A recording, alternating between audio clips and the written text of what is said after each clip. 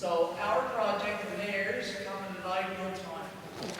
We have the opportunity to go forward to try to help stabilize our tax base for the future. It's very unlikely that all of us will see this stabilization, but we don't do it for ourselves. We do it for our future and for those that come behind us. We hope this will help our taxes, our schools, our county, our state, by providing good jobs, good training, economic development, and hopefully a place for our children to work close by so they don't have to move out of state to get good jobs. So without further ado, I'm going to first introduce our first speaker, which is Wayne Elliott from Aldridge and Elliott Engineers.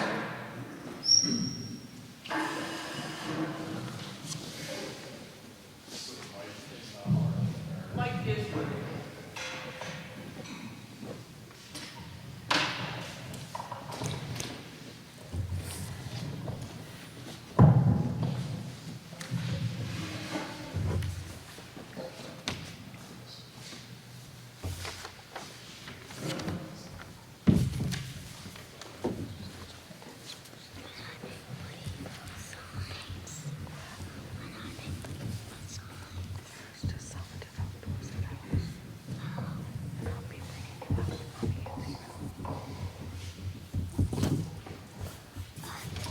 Good evening. This may be a little bit hard to see. There were some copies of the presentation up on the table here.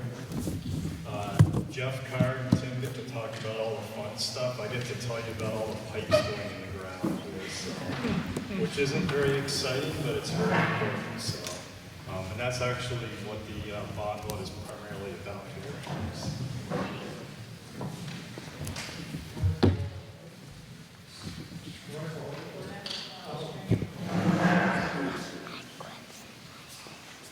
What I do best.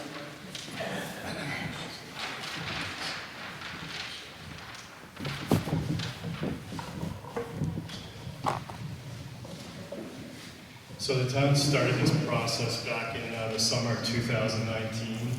Initially, we focused on the start of the feasibility study. And the purpose of that was to evaluate the feasibility of extending municipal water and sewer infrastructure out to the Franklin County Airport and nearby properties. In addition to that, this area had been identified as desirable from a development standpoint through the town planning since the 1970s. And what we do in the feasibility study here, I'll talk about each of these items in a little bit more detail with the following slides.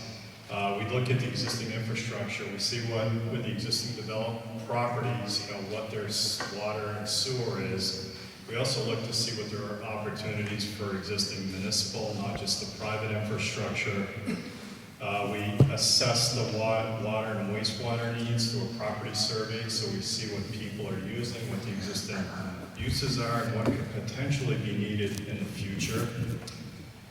We go through the preliminary design criteria, we delineate the service areas, come up with what we think the current initial year water and sewer design flows are, and also out to the design year. We also look at the regulatory feasibility requirements for the infrastructure. Then we look at alternatives on how to get the infrastructure out to the service areas and the project site. And finally, we develop a proposed project here, which we're talking about tonight for both the water and sewer. And that includes the description of the improvements. That includes a timeline schedule for the implementation. Talks about funding alternatives, comes up with costs, and other critical next steps. And then we finalize the costs, which include construction costs, total project costs, and then go through the available funding alternatives.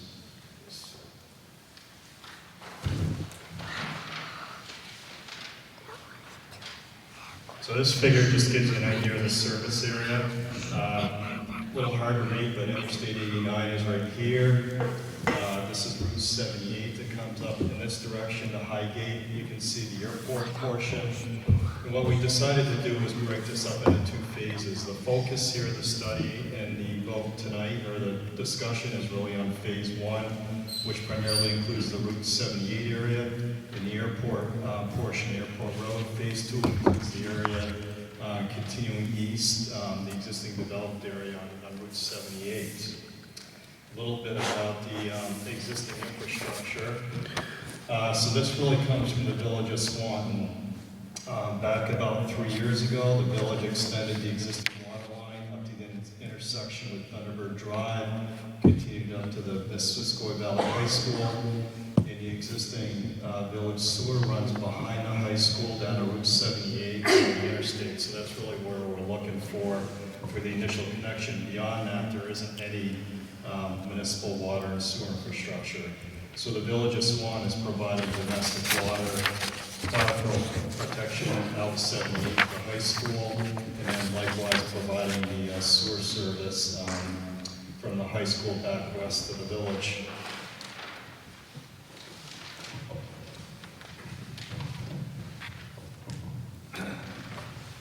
A little bit about the existing property uses. Within the designated phase 1 and 2 areas, primarily residential along 78, and then of course in the airport portion, aviation uses. The rest of it is commercial, and what's really important about these existing uses is what is out there really has low to moderate water and wastewater needs, and that's really critical as we talk about moving forward. What is there currently really limits the use and development of these properties, and Jeff and Tim will focus on that more. What we're looking at moving forward with the ability, or with this existing infrastructure, it really opens up the development potential for these areas. It gives municipal water and wastewater service, and also allows businesses that can need to use more water, and also can discharge a higher wastewater strength. And examples of these are industrial, food, beverage, processing. The other thing out to this whole area, which is important, is the domestic water supplied by existing private wells, and the municipal infrastructure out there is intended, and one of the options is also to provide fire protection to this area.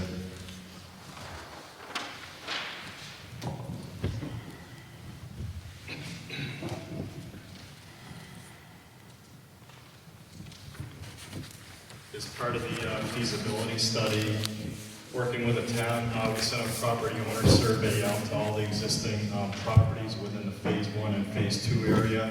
144 surveys, got 24 responses. And what we're trying to do with this is get information from the existing property owners to see if they have any issues or concerns with their water, wastewater. And in addition to that, to see if they have municipal service, what that can mean from a redevelopment standpoint or moving forward. We're also trying to gauge interest, again, in their willingness to connect to this, and what they could consider affordable from a water sewer billing.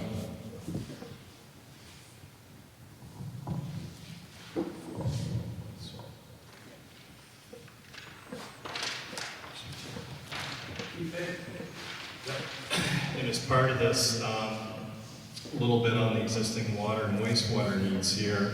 This map here shows all the existing private wells, so there's a lot of them out there. That's the primary water source, private, for most of these existing residential and commercial properties. And then we also looked at what people have for the on-site wastewater disposal systems. Soils are fair to good, but the small lot sizes will limit infill or redevelopment. And really what this does is it really makes it challenging moving forward for the redevelopment for some of these properties, especially if you have a business that has a high-strength wastewater or wants increased water demands.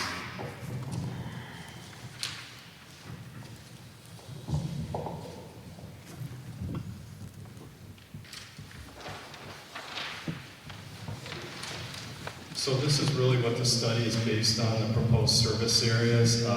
Tonight, primarily here, we're talking about the phase 1, which is the yellow delineated area. That includes the airport property, airport road. We also can provide water to the phase 1 area, which is the red outline. That includes the Route 78 portion that leads down to Airport Road. Phase 2, which is delineated in the orange as we continue east along Route 78, that's really designated for future expansion. So the project we're really talking about tonight focuses on the 1A along 78 and into the airport property. We are making sure that the infrastructure that we're proposing here has the ability to serve that Phase 2 portion in the future.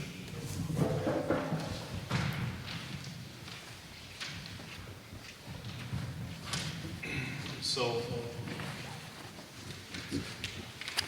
one of the things that we're looking at with the infrastructure as part of the study is we're looking at the wetlands, historical resources, airport operations, land acquisition, and we also looked at the swamp water and wastewater capacity.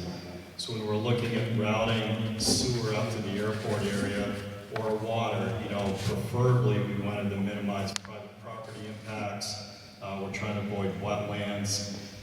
We also wanted to make sure that we weren't cutting through some of the airport expansion. We couldn't cut through that area to impact the airport operations. So ultimately, this is what you'll see. We really landed on the Route 78 Airport Road, which is in the state right away, and also the town property.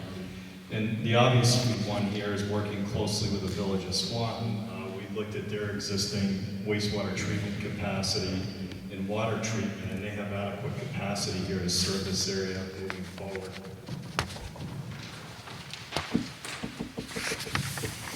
Just briefly on the alternatives, really where we landed on was interconnecting to the Village of Swanton.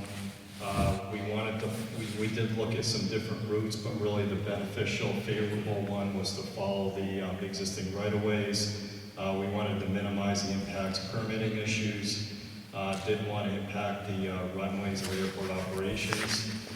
And we did not include the Phase 2 service area in here because of the cost. It was important to really get the infrastructure there for the Phase 1, which kind of the focus to kind of get things going.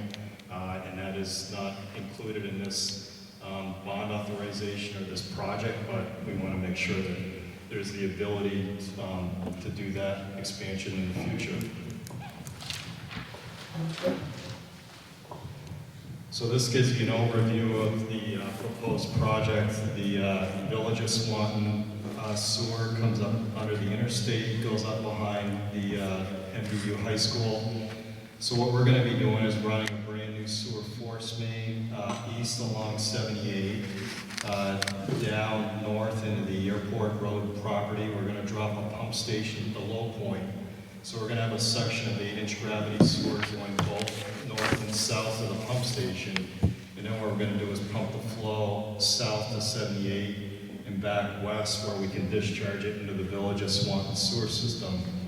For the water, we're going to pick up the existing 8-inch water line at the intersection of Thunderbird Drive and 78. We're going to continue that east. We do need to put a pump station in to increase the pressure for domestic and also provide fire flows. And that 8-inch water line is going to continue up to the intersection with 78 and Airport Road, and then continue right down in Airport Road down past the airport terminal. So that's really the new infrastructure that we're talking about tonight. The sewer pump station, gravity sewer force main, the 8-inch water line, hydrants, valves, and also the booster pump station. So when we developed the estimated costs, we have the estimated construction costs for each of the water and sewer. The town decided to move. We talked about splitting these out individually, but there were a lot of benefits with the funding side, efficiency from a cost standpoint to do both of these together. The construction cost of the water portion is $1.1 million. The construction cost of the sewer portion is $1.6 million. Then you'll see the total project cost of each flow here. The water is about $1.7 million, the sewer about $1.8 million. To get from the construction cost to the total project cost of $3.5 million, we include a 15% construction contingency. We include allowances for legal, engineering, and administration. So that's how we're getting from the construction cost to the total project cost. And then what we've done is we've extended the construction costs out to a start date of 2022. Okay.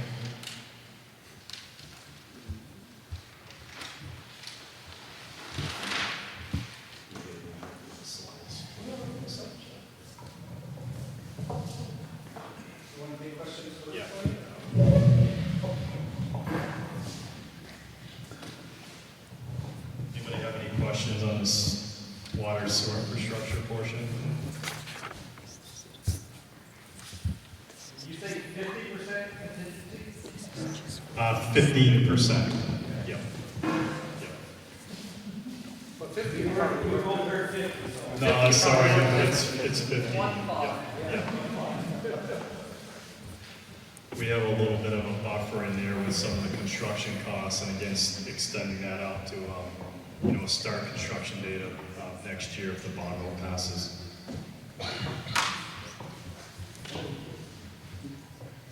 Another question over here. Yeah, what makes Highgate more attractive than, say, like Plattsburgh? I'm sure they got a lot of... Jeff is going to talk about that point exactly, and then Tim Smith is also. My focus was really just on the project, which is the municipal infrastructure, extending the water and sewer out to the airport area. These guys are going to talk about the future development potential and everything that can happen or possibilities with that new infrastructure being in place out there. Okay? Wayne's the nuts and bolts guy. Pardon? He's the nuts and bolts guy. He's the nuts and bolts guy. I'm having trouble hearing from back there. Yeah, I'm just on the infrastructure. These guys will answer your questions about the development potential here and opportunities. Where are you from? I'm from Essex area. That's it? Yep. So you work for the state? No, I'm a consulting engineer working for the town.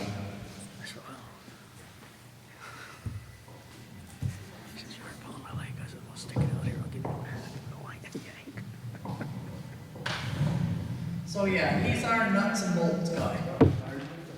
And he works for the town. We hired him as part of this project. You have money allocated for that already? Correct. Pardon? Yes.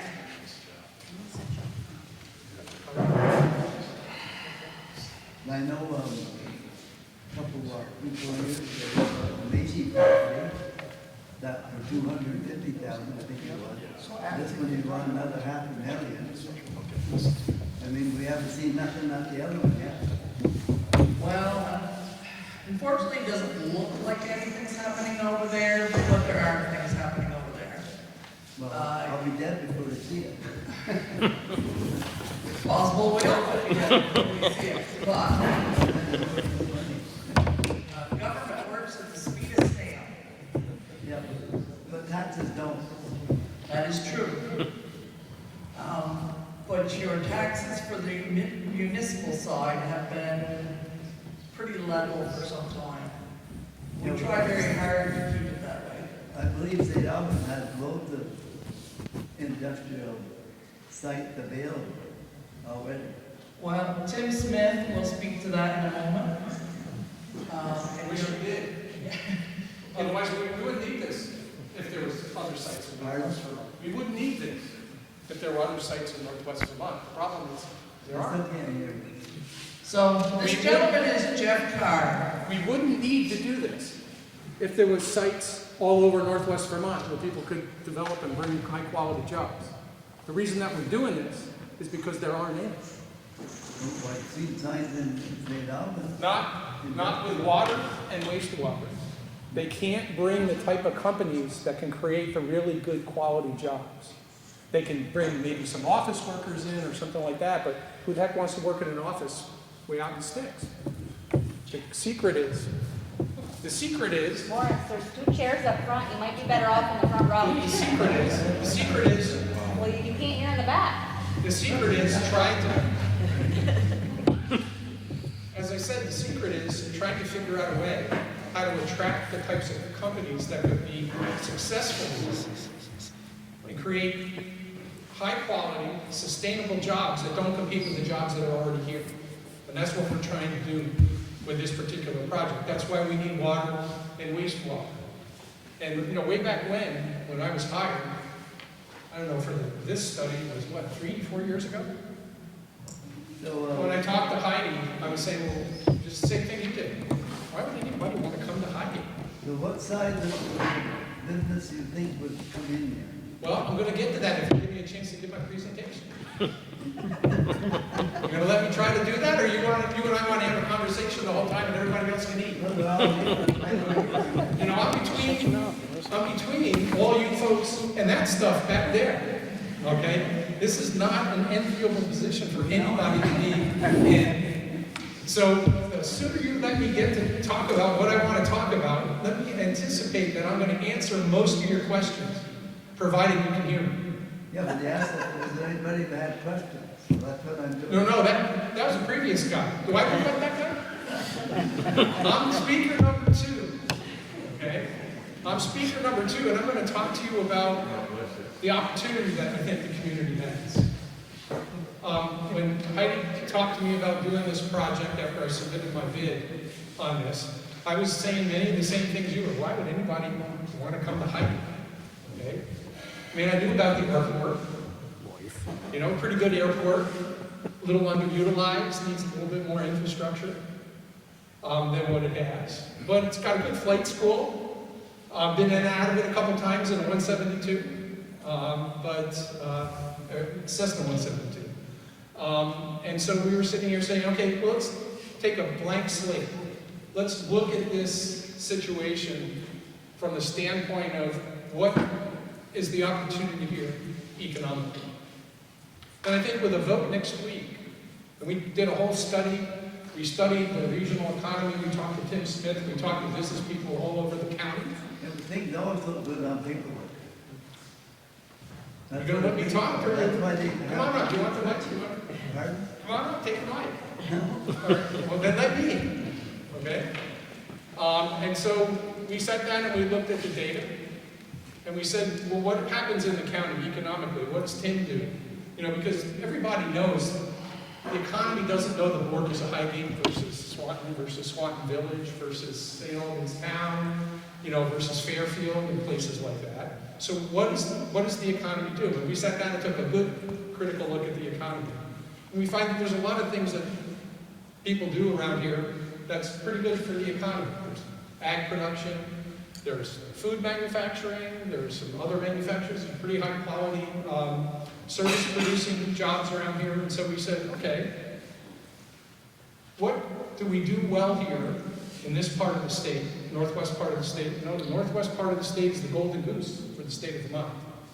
If it wasn't for the northwest part of the state, the folks down in Bennington and the people in central Vermont and the people in the Northeast Kingdom wouldn't have nearly the amount of resources that are generated by the northwest part of the state to help them have good roads and good schools and things like that. We're pretty good folks in northwest Vermont. We're having trouble getting people to go to work now. We do a pretty good job of providing resources to the rest of the state for what's needed for a high quality life. And we looked at the airport, and we looked at what was going on around the airport. And when you vote next week, you're going to be voting to continue this process. Okay? It doesn't necessarily mean that if you vote yes, that we're going to issue debt, or we're even going to go through with what Maine was talking about before. This vote just says you're going to trust the select board to look at everything, and the other folks in your town government to look at everything and say, when we get to the point where everything's on the table, all the sources of money, there's an awful lot of money that's potentially going to come in to this community if this goes forward.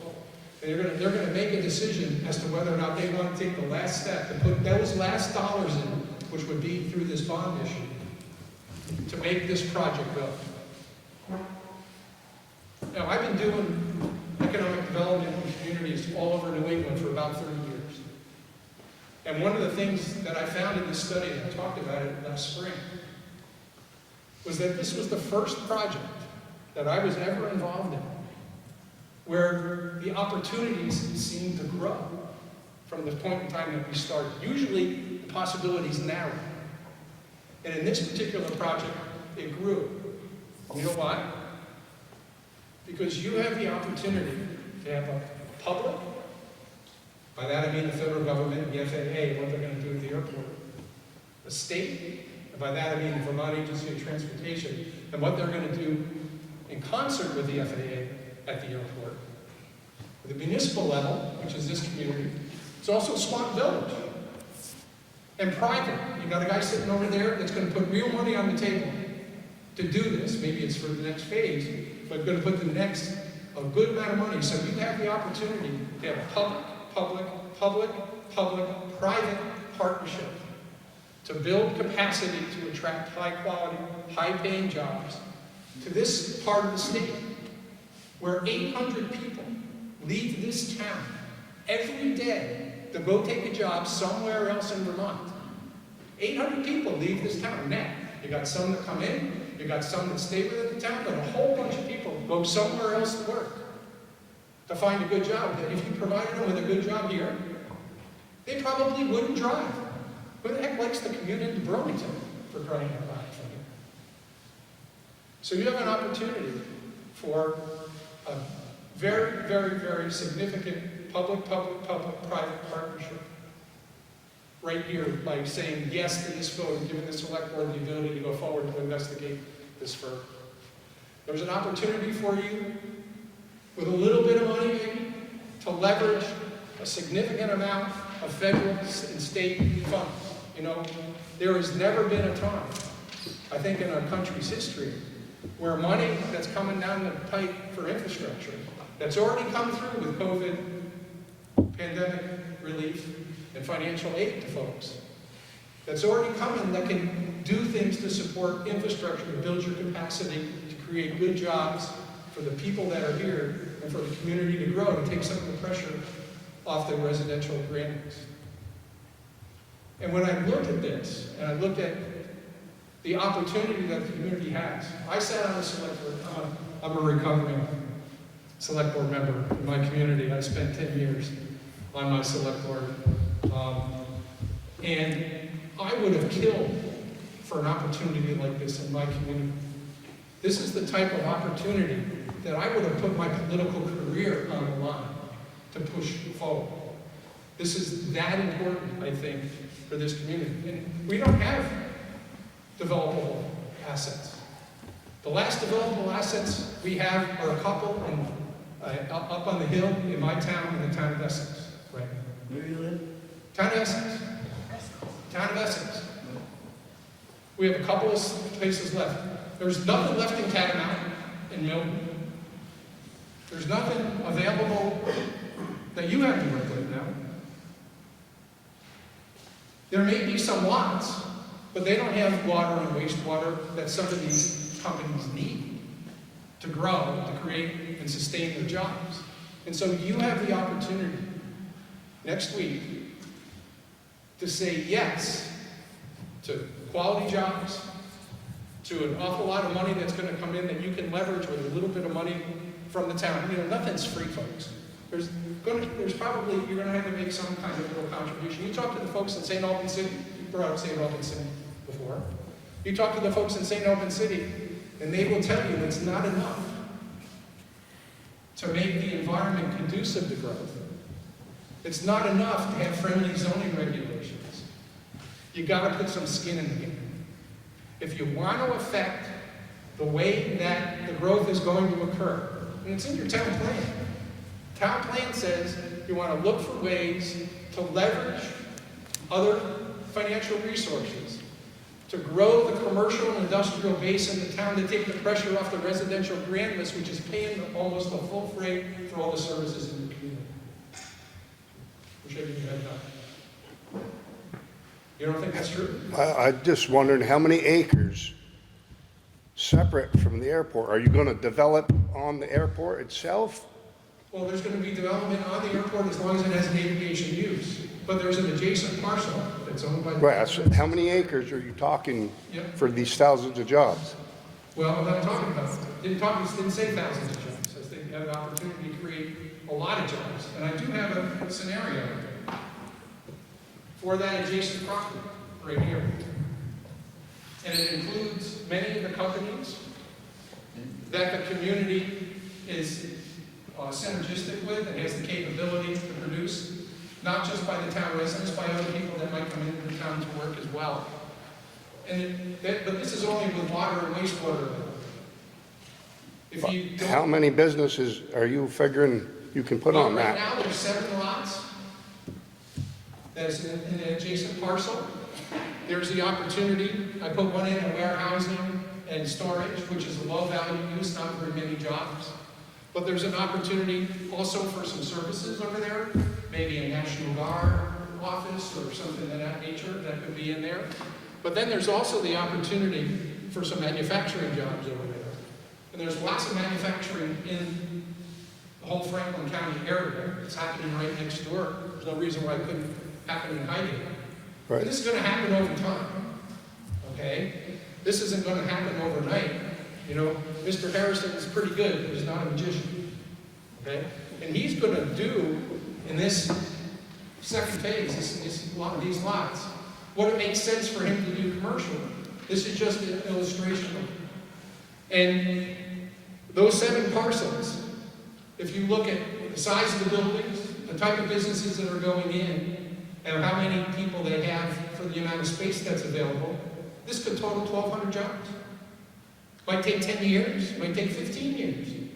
Maybe with the way the economy's going, might take shorter. But this is just one illustration of what could happen. Because all these businesses are the types of things that the workforce in this area is capable of doing. And that's part of what we found when we did this study. We looked, what is the community, what is the workforce in the area capable of doing? And what could possibly come to this developable area if we were able to get water and wastewater to it. Now, you know, $500,000 is the planning number I think we're using for the possibility of the issuance of some debt. You look at that over 20 years, it's about $25,000 a year in cost to service that debt. There'll be some town costs for the capacity of the Swanton Village water and wastewater plants. But you have the capacity to put a pretty good amount of development in that spot, who could end up paying property taxes to the town, that could help pay the cost for them.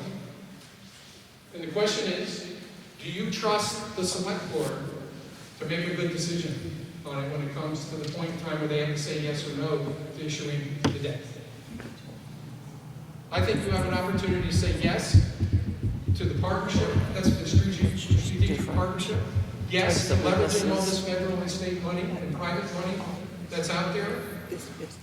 And yes to a brighter future, not for you, for your kids, grandkids, some of the folks that are here now. But it's not going to happen overnight. But, as I said earlier, this is the first project that I've done for a community in the area of economic development, where the possibilities have grown over the period of time that we did this. This is very unusual. And I don't think that there's a community in the state that wouldn't kill for an opportunity that this community has for work today. That wasn't what I was going to say, but you got me off kilter. Yeah, so how many communities have you worked in that are this side, you know, Most of them. and now then succeed? I didn't say they didn't succeed. I said they didn't have the opportunity, as good an opportunity that you had before them. They succeed in their own way, and even if this doesn't go forward, you probably figure out a way to be okay and survive. But do you want to survive or do you want to thrive? The opportunity to thrive is before you get this far. Well, we hear that all the time, that Not for me. we're gonna thrive with these industries. We're gonna be like Swan, where people in Swan they pay no taxes because they've got all the businesses, is what you're telling us. No, I didn't say that at all. Yes, you did. No, I didn't. You said that Swan has all that industry, so their tax base is way low. I didn't say anything about Swan. I said you have the opportunity to take the pressure off your residential base. Right. Okay, that's what I said. That's a lot different than So what you compare it to Swan, because they have all the industry. They have what we're looking for. But the taxes are twice of ours. So what's the gain for the Well, the gain taxpayers? is to grow your non-residential grand list, which makes a larger contribution to covering the expense side of the budget than the residential side. That's your opportunity. And your opportunity is to move in a direction which probably is more in line with what you would like, which is to have more businesses to be able to provide more financial support to support the town services. You're not going to get there overnight, but it's an opportunity for you. Who else can I get mad at me tonight? Have I done a good job of pissing a few people off?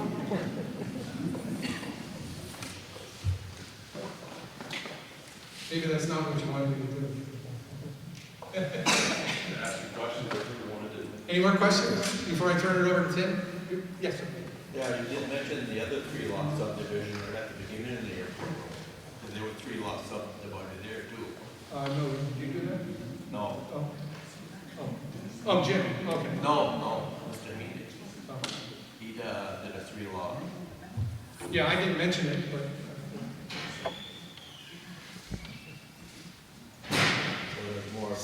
So there's more. there's more opportunity there, and that's what I was talking about. Yeah. Yes, I totally agree with you. But I didn't want to put the pressure on him, the only guy I can put the pressure on is Mr. Harrison, but I talked to him specifically about it. You can take it too. Amen.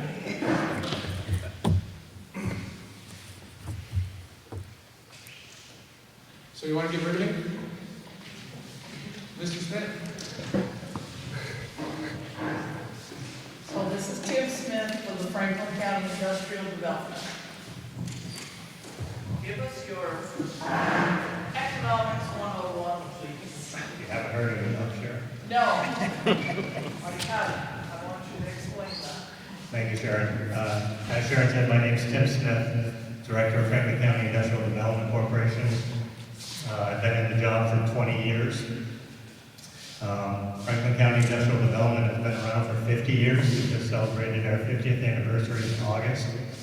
And the reason that Franklin County Industrial Development was created 50 years ago is because our economy in Franklin County was very devastated. We had double-digit unemployment compared to 3% now. We were at 10 to 12%. Part of the reason for that is the construction of the interstate came through the area. The railroad declined significantly. The dairy industry became more automated, and we had very few manufacturers in the region. We had Sweat Cummings up in Richford. We had Franklin Foods in Enosburg. We had Energizer in St. Albans, along with Fonda. So opportunities were not that great. So FCIDC was created, as I said, 50 years ago.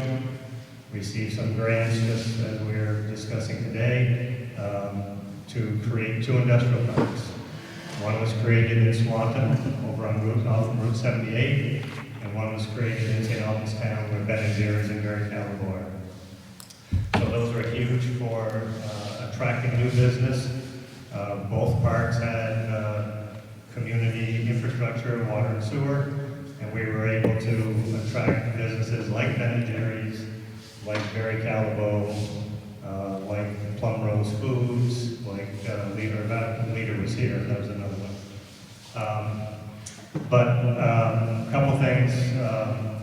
Where we're at now is that we've almost done too good of a job in the sense that someone asked about availability. We do have available land, but we do not have a single building, with the exception of probably the Vermont Brick Building, which was purchased and will be renovated here shortly. That's 32,000 square feet. In the last year, I have received, I'm thinking someone's going to tell me stop pacing, but I have to keep moving. If it bugs you, tell me to stop. In the last year, we probably have had 10 inquiries about space.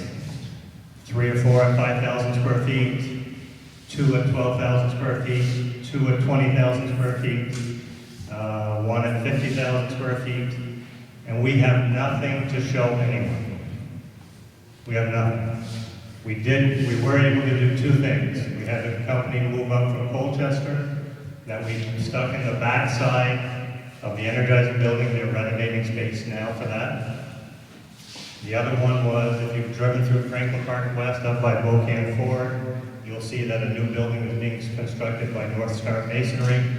They're making it 2 wings off the main office area. They were going to use 1 wing, which was 5,000 square feet, and then the other one they were going to try to rent. We brought a business to them, and they rented the 5,000 before it was even constructed. So that's what the demand is. Someone asked about how is this different than Plattsburgh? Plattsburgh has a lot of warehousing. Warehousing is not the business we want to attract. Warehousing is few jobs, average pay, some benefits. What we've learned is that you're going to have manufacturing offers better pay, better benefits, better opportunities. Manufacturing is not the manufacturing we once knew 50 years ago. It's not stacking 50-pound bags of dog food on a pallet all day long. Engineering now is, many of the jobs are college educated, process engineering, electrical engineering, programming and logic. But there's also many jobs for kids coming out of high school. So that's why we focus on manufacturing and not warehousing. Plattsburgh does a lot of warehousing. You talk about what's the difference. So in my experience, what we have found is our best opportunity is over the border. Canadian businesses, for those who remember Johnigan was a Swanton business, 13 employees, a couple Canadians that owned it. Johnigan is now Milan, because Milan was purchasing for the technology that Johnigan's used. So when we talk, our opportunity is over the Canadian border. You have 5 million people from Highgate up through Montreal. That's where our opportunity lies. When we compare to Plattsburgh's going to attract the large corporate businesses that answer to a board of directors that has stockholders, because they're going to get much more from incentives in New York than we will ever give them in Vermont. Vermont has very few incentives that they're going to offer a new business. Where our window of opportunity is, for the most part, is that small business that wants to access the U.S. market, privately owned. They want to come down, they want to buy a home, they like what Vermont has to offer for their family, as opposed to those who look to Plattsburgh. They're looking at the bottom line. They're looking at incentives. Vermont has 2 incentives programs. Depending on how many jobs you create, and then job training. Those are the main 2 that we're going to do. And if you don't create a lot of jobs, you're not going to get much for an incentive. If you look at starting a small business, the best example we have is probably Ray's Tubing and Guide and Vermont Precision Tools. Vermont Precision Tools is a locally grown business. Had 3 individuals were running the shop. Vermont Precision Tools now sits in a 107,000 square foot building with 250 employees. That's what we're focused on. We're looking to grow those businesses from small and nurture them over time. In terms of this project, FCIDC has already committed $10,000 to ID and Sharon for help cover some of the costs. My board's committed to this. This is one of the best supported projects that I've seen in 20 years. You've got your federal delegation, you've got the governor, you've got your local legislators. They're all in favor of this because they see the opportunity. And water and sewer, if you don't do water and sewer, Mr. Harrison is pretty much going to be stuck with on-site utilities and probably focus on manufacturing and filling buildings that way. I know that there's been some questions about Mr. Harrison, and he's going to get all the benefit.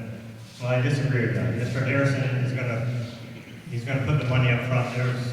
There's some risk here for Mr. Harrison. There's no doubt about it. You cannot, for me, there's land out there for industrial development, but I cannot go to the bank and say I want $2 million to build a building. The first question I'm going to get is, do you have a long-term lease? No, I don't have a long-term lease, but I know that if I build it, they will come, and the bank will tell me tough luck, because we want to see a lease, we want our money guaranteed. Mr. Harrison's going to build a building out with his own dollars, and he will be responsible for filling that and paying the debt. I don't have that luxury because I don't have those kind of resources. Jim has the connections relative to the construction industry, so I think that's going to be valuable itself. The other piece that we don't want to lose track of, and I know everyone's getting hungry here, so the I-35 interstate to Montreal is coming down and will be to Highgate in 2 years. The estimated date for that completion is 2023. What happens there is the estimate, this is just an estimate, all 30% of existing traffic going into Derby Line and going into Plattsburgh or Champlain are going to be diverted. They will choose to come through the Highgate border. Could be a blessing, could be a curse. But now with that, a lot more people will be looking at it along. What I would also share with you is 7 years ago, my colleague Frank Coffey, who some of you may know, is the RDC, so there's Regional Development Corporations, there's 12 of us around the state. Frank Coffey is one of the 12, as am I. Frank did a study 12 years ago looking at available land in Chittenden County. And the available land, 7 years ago, they said, we will pretty much max out our opportunity for industrial land in 7 years. We're at 7 years right now. I met with a developer 3 weeks ago. He wants to buy 3 lots. He's a Chittenden County developer. He wants to buy 3 lots in our industrial park in St. Albans. That would be three of our, so ultimately we'll be selling off 4, we hope, over the next year. That leaves us with 4 left. So that consulting, or the study they did, is coming to fruition. So, Jeff, I hate to correct you, because you may correct me back. We actually have 10,000 people getting on the interstate and driving to points south. We have 4,500 driving in from Chittenden County and other counties to go to work in Franklin County. But we have 10,000 going out. We would love to keep those individuals here with more jobs. Lastly, I would say, let's see. Oh, there. See, I told you he would correct me. So Jeff's point was 800 leaving Highgate. My point is 10,000 leaving the county. Okay. I could go on all night. You probably don't want to listen to me. I think I've touched on all the points, but just to reinforce, there's no vacant space.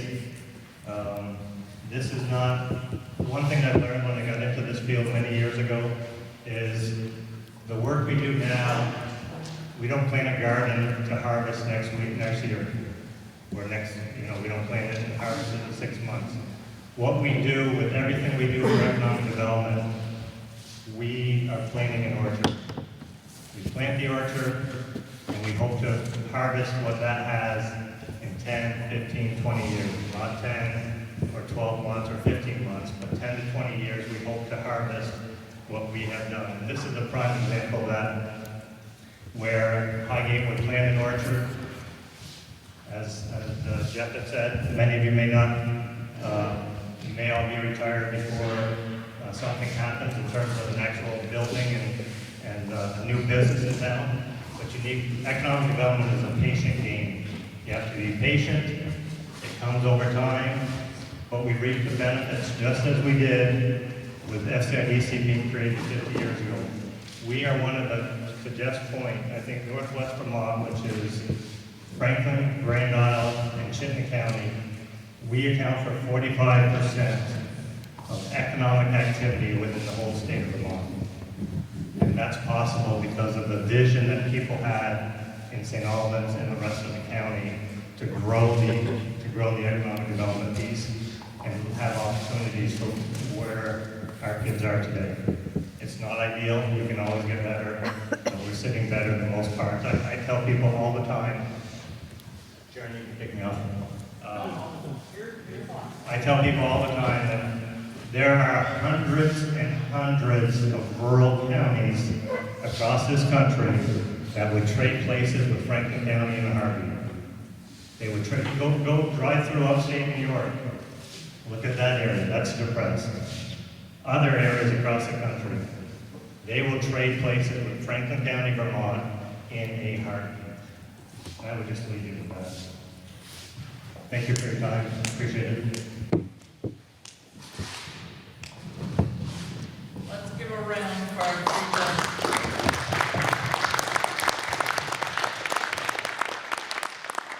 Thank you all so much for coming. We also have Reg Bellevue here from Swamp Village. We have Mr. Coy from the airport. We have our local representative in Lisa Hango in the back. We have the Harrisons here. We're very fortunate right now. There is no cheaper time to invest in our community. With the amount of infrastructure money that's coming down from the federal government because of COVID, and the ARPA funds that are coming, some of which we are already receiving. The funding that the state has committed, the funding that FAA has committed, everything has come together in a perfect opportunity. Right now, the select board is asking you to vote yes for a bond that we would not exceed $500,000. It is our truest hope that that $500,000 becomes zero. We want to apply for every single grant we can find. We want donation. We'll take anything. We want this not to be a burden to your taxes. We know your taxes are hard, so are ours. But we're asking you to give us a chance to make this happen.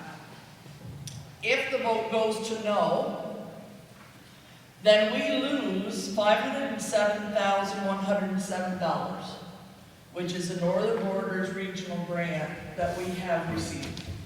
On September 30th, if we do not have a yes vote, that money goes away. You lose $500,000. We also have the opportunity, if we get a yes vote, to apply for a $2.2 million grant. Those two total would bring us up to $2,700,000. We already have a commitment from the state and VTRAN for $1 million. $200,000 of that is going to be their hookups to the system. So that leaves us with $800,000. That would completely pay for this project. If we got the full $2,200,000 and we kept the $500,000, we're already committed to the $800,000 from the state. We can make this happen and not have to raise our taxes for that purpose. Will it happen? I can't guarantee that. But if we don't get $2.2 million, then we have other funding options. We have a USDA loan we might be able to do. We might be able to do, use our ARPA funds, which we're still trying to figure out whether we can use that money that we have received already from the state for this project. That again would lower the cost that we would have to have for a bond. We know that we're asking you to trust us. We know that we're asking you for a commitment that looks like it's a long time away. It might be. But if we continue to let the town grow as only housing, housing brings children. Children are expensive to educate. The major portion of your tax bill is to the education system. I have nothing against children, I love them. But I'm saying, if we're all children and no business, your taxes are going up. Whether you want to or not, and there's not a blessed thing the select board can do to help you. Right now, we're trying to help you. We're gonna say that for commercial property, the tax is more. They pay more tax on the same piece of land than you do for your home. So, we're asking them to have a bigger share of the pie of our grand list. So that would mean that, hypothetically, our taxes would go down the more business that you put into town. And I would agree with Tim. This is a once-in-a-lifetime opportunity, and I have heard people say, well, Jim Harrison's gonna benefit. He might. But so's the town of Highgate. And the town of Highgate is what I'm worried about. I want to be able to retire here, and I might not be able to if we continue to grow at the speed we're growing and don't have some economic development. We are absolutely. Is Jim Harrison the only person with? No, there are others. There is land all around the airport that can be developed. But it's always Jimmy Harrison around here. Jim is somebody who has the opportunity at the moment. A lot of people with opportunity, a lot of people with money. There are. But he's willing to step up and develop there now. There's a reason he's in there so interested. We all know what it is. Yeah, but what makes that any different than anybody else in town? So, You know, we all want to be the top dog. Doesn't happen. Not everybody can be the top dog, and I'm not saying Jim Harrison is gonna be the top dog. What I'm saying, he's willing to partner with the town to help bring in more industrial development. One of the things that I can make that. One of the things that Jim had talked about before was, why do you want manufacturing?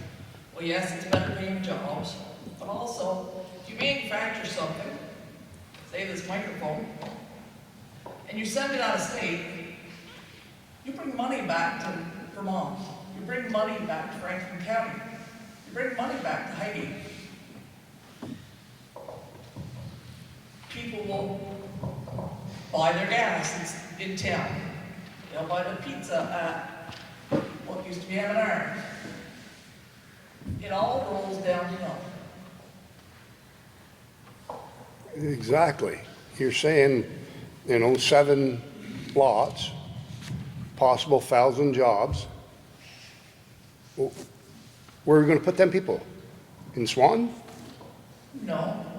Why can't the 10,000 drive into Highgate instead of the 10,000 driving out of Franklin County to Chittenden County? You don't have to live in Highgate. Well, if we're gonna create these jobs, wouldn't, You could come from Swan, Alberta, Canada, New York. How many people come from New York over to Milan? You'd be shocked. so is that, in a sense, what we're gonna do? We're gonna have an industrial park for all the other towns, or? It's not for all the other towns. It helps our tax base. How do you stop the ball from rolling downhill with, like you say, our children costing us a lot of money to educate, and you create more jobs? Somebody's gotta fill them, so there's gonna, how do you even it out? The way you control that part is with TIF districts, with appropriate zoning,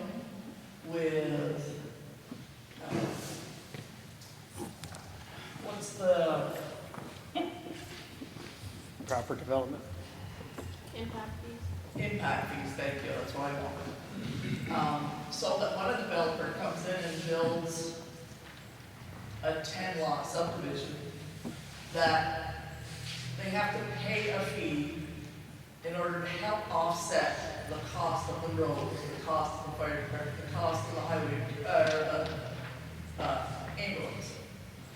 So that those things can be a little bit more controlled. And the planning and development review board are already beginning those projects. So this $500,000 you're asking for, this bond vote, is just to go, I guess I didn't get it, is it going down to the airport in It'll go from, 78? there's a T and a U. Yeah, It'll go down, or go up 78 to the airport road. From the airport road down to the airport. Now it'll have a T on 78. Now there is another developer who just bought the brick factory, who wants to develop the 167 acres out there. He wanted to put in housing. But if you put in massive housing developments, there goes your taxes. right, if it's industrial, zoned industrial, or, Right now, it's zoned partial industrial, partial ag.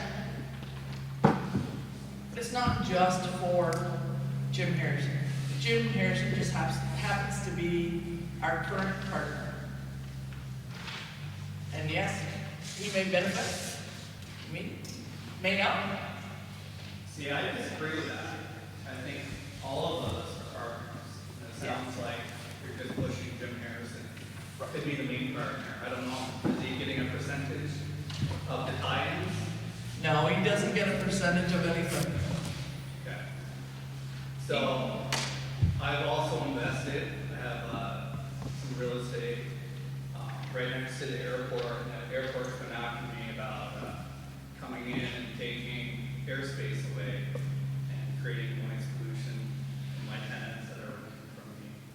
I'm a bit concerned about that. I haven't heard anything about what is the solution to the noise pollution that may happen if the airport is developed. As far as It's a the big problem in Brownfield, I know that, so I assume that what you're talking about is going to be coming up this way for the chemicals. No, you're not getting jet engines. Cliff, you can speak to this better than I can. Said that repeatedly and repeatedly and repeatedly. The runway length that has been established for the airport has been set such that jet aircraft will not operate off of that airport economically. So what is the FedEx plane? FedEx airplanes are propeller aircraft. And they'll always be propeller? They're propeller aircraft. I can't guarantee That's it. going to be written in. I can't guarantee Coming that. in saying that there'll always be propeller planes flying in. Can you guarantee on Route 78 that no one will drive Harleys? I think that's kind of the That's, well, it's a mode of transportation. If you live on the Vash Trail, can I say, can't have snowmobiles running up and down here because they're loud. If you're out on St. Albans Bay and someone's driving around in a boat that's loud, and you're on Tyler Place, There are popular restrictions that are in the handbook. you're right. Yeah, so there's your answer to that. So I'm saying, so. But I'm saying it's a mode of transportation. Within saying that.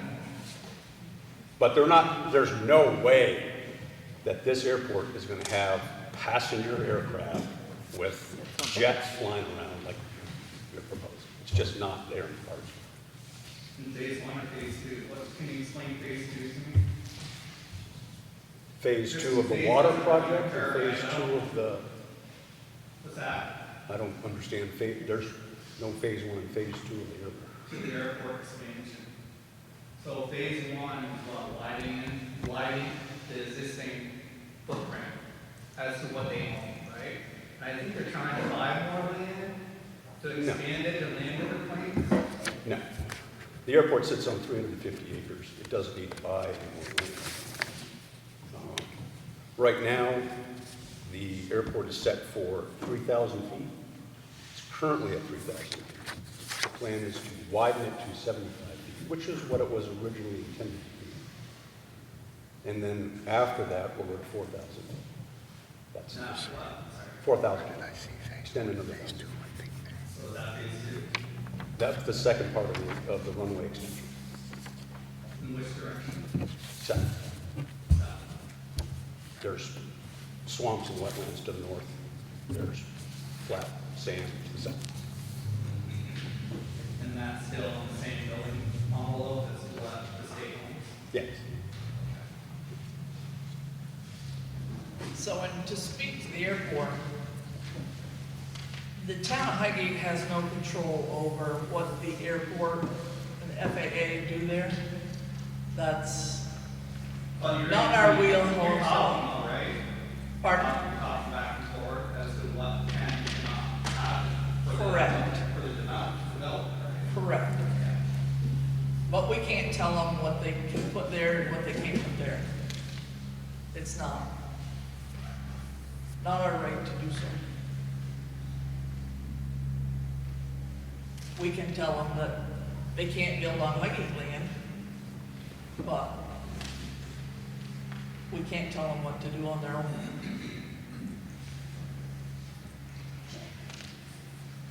I got a question. So, it's saying that this airport's going to extend 1,000 more feet. Is there more to expand later if they want to? If they wanted to expand, it would take a lot for that to happen. So right now, the airport has, it's a 20-year plan. It's called the Airport Layout Plan. And the owner of the airport, doesn't matter which airport it is, has to submit that plan to the FAA. And the FAA then has to grant approval to that plan, say, we agree that this is good and useful use of the property, airport property, and a worthwhile expansion or use of the airport. At the moment, they've only approved the 4,000-foot plan. That's all we have in the plan for 20 years, and that's not going to be. The likelihood that the FAA eventually would want to go to 5,000 feet, that's what the FAA would like to see all airports at, is 5,000. But there just isn't the traffic, there's not the economics, there's not the use to justify expanding the runway to 5,000 in decades.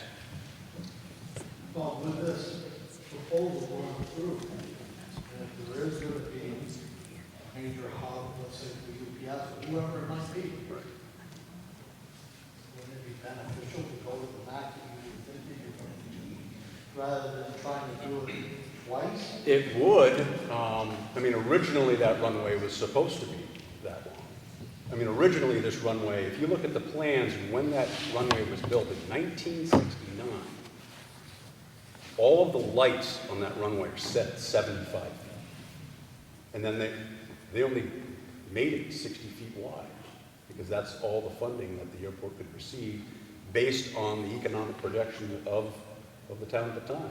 So all those lights were put on 15-foot extension cords and stayed that way for 40 years. And then all the extension cords broke and we had to go back and fix them. It wasn't until the infrastructure and the airport's grown enough to justify the growth now of extending the runway to where it's at now. It's taken 50 years to get to that point. The idea that we're going to go another 1,000 feet in any foreseeable future in our lifetimes is very, very remote. Okay, so Sharon, can I just make something clear that what Cliff Coy is talking about has nothing to do with what we're voting on? Like, we're only voting on water and sewer infrastructure, and what the airport does is a completely separate project. Correct. Just to make it clear. okay, so we are happy to answer any more questions, but right now, we're gonna let you eat. And while you eat, we will answer more of your questions. So please make your way right up to the buffet and have an enjoyable meal while we.